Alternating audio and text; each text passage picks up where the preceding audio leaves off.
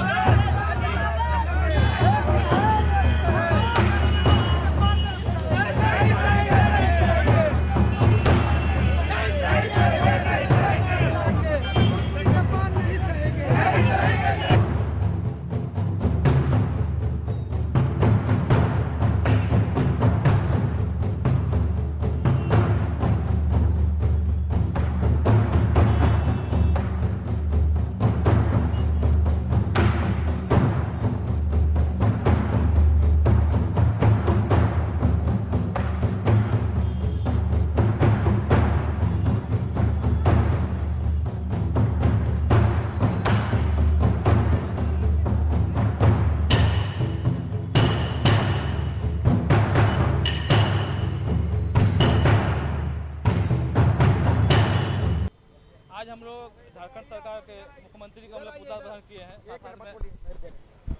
साथ में आलमगीर आलम एवं राजेश ठाकुर और जगन्नाथ महातो जी का भी हम लोग पुतला दहन किए हैं।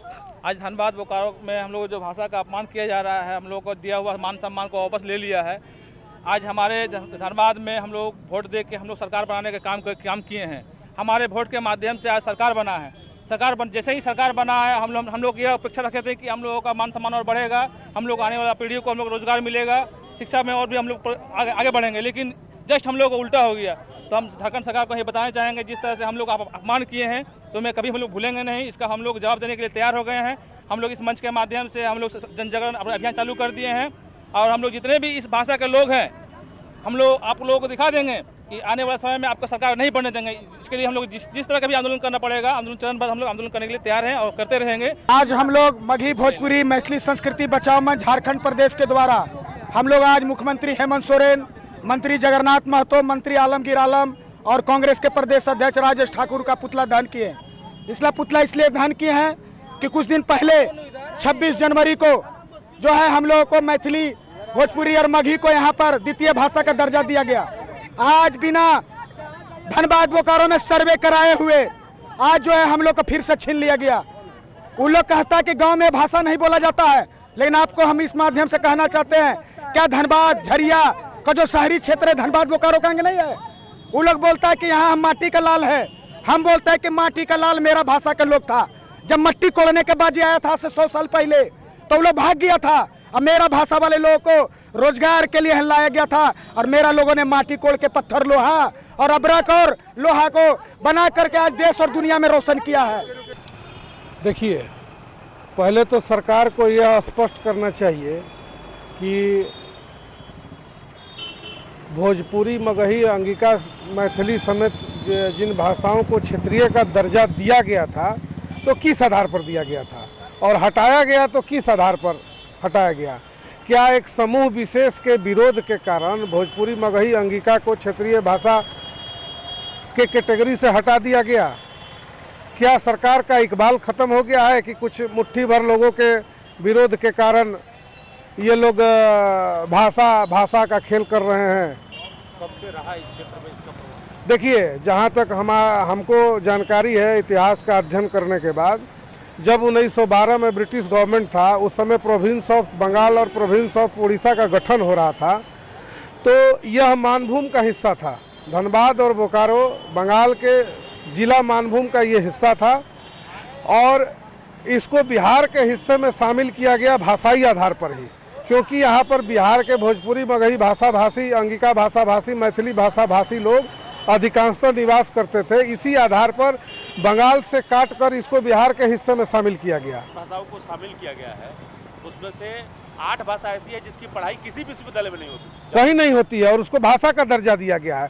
सर्वप्रथम तो यह जान लीजिए कि जिसका अपना व्याकरण और अपनी लिपि होती है, भाषा का दर्जा उसी को मिलना चाहिए।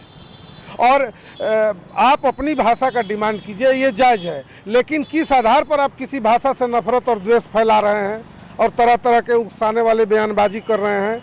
और सबसे पहले तो झारखंड का दुर्भाग्य है कि यहाँ के शिक्षा मंत्री जगन्नाथ महतो जैसे लोग हैं। बात जो है वोट बैंक को ठीक करने के लिए किया है या किसी का वोट बैंक बिगाड़ने के लिए किया गया है? देखिए, अपनी नाकामी छुपाने के लिए किएगा। सरकार 2 वर्षों में जिस तरह से काम कर रही थी, लग रहा था कोई काम नहीं, कोविड एक बहाना था। लोग अभी हाल ही फिलहाल आप देखे होंगे कि जिस तरह से हजारीबाग में घटना हुई थी, रुपेश हत्याकांड, अब वो चल रहा था आंदोलन। एक नया चीज़ चला कि अपने ही लोगों को इन लोगों ने फंडिंग किया, कुछ लोगों को खड़ा किया धनबाद बोकारो में और आंदोलन करवाया। पहले तो सरकार लागू करती, हमने तो मांग नहीं किया था, सरकार लागू भी करती है, सरकार हटा भी देती है और उर्दू को माथे पे बैठा लेती है। तो सरकार की मंशा साफ है कि यहाँ के जनता को किसी तरह लड़ा दो ताकि मूल मुद्दे से भटक जाए लोग। लग रहा है कि अगला कदम डोमिसाइल का ही करके तो देखे, औकात पता चल जाएगा उन लोगों को। पूरे सरकार में जितने लोग बैठे हुए सारे लोग को औकात पता चल जाएगा, क्योंकि झारखंड बनने के 2 वर्षों बाद जिस तरह से यहाँ हुआ था, हम लोगों ने किया। पार्टी अलग है लेकिन सिद्धांत से समझौता हम लोग नहीं करेंगे।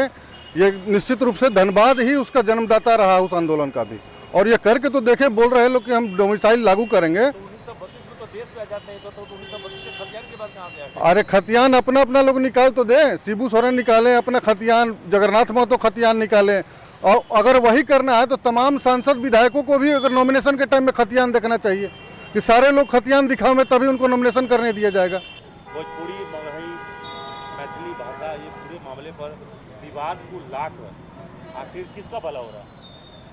इसमें भला केवल जेएमएम हेमंत सोरेन का हो रहा है और किसी का भला नहीं हो रहा है। कल तक जो 2 भाई एक साथ आपस में बैठते थे, उनके मन में चिंगारी, फूट का चिंगारी डाल दिए हैं।